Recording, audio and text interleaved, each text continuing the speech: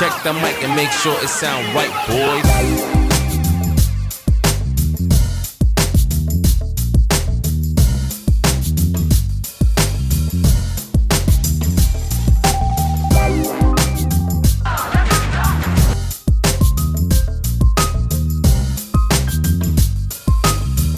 And ఈ సినిమాలో మన నందమూరి నటసింహం బాలయ్య బాబు గారు యాక్ట్ చేస్తూ అంతేకాకుండా చాలా సీన్స్ అయితే ఈ కార్లోనే ఉన్నాయన్నమాట.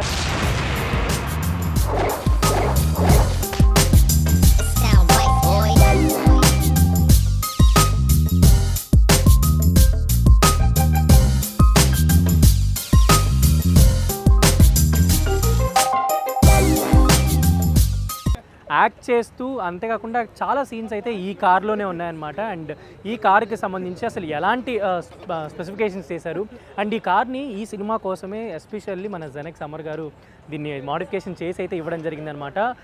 థార్ రాక్స్ని ఇప్పుడు అఖండ రాక్స్గా వాళ్ళు మొత్తం రెడీ చేసి షూటింగ్ అయితే ఇవ్వడం జరిగింది.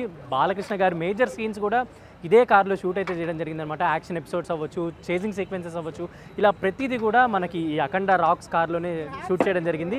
అండ్ ఇప్పుడు మీకు ఈ కార్ ఎలా ఉంది, ఏంటి, ఏమేమి మోడిఫికేషన్ చేశారనేది క్విక్గా చూపించేస్తాను, ఫాలో మీ. సో ఫ్రంట్ ఎండ్లో చూసుకోవచ్చు, మనకి నందమూరి నటసింహం మన బాలయ్య బాబు గారు అంటేనే సింహంతో ఒక కనెక్షన్ డెఫినెట్లీ ఉంటుంది. ప్రతి సినిమాలో కూడా బాలయ్య బాబు గారు కనిపిస్తున్నారంటే మనకు ఒక సింహం కనిపిస్తున్నట్టే స్క్రీన్ మీద.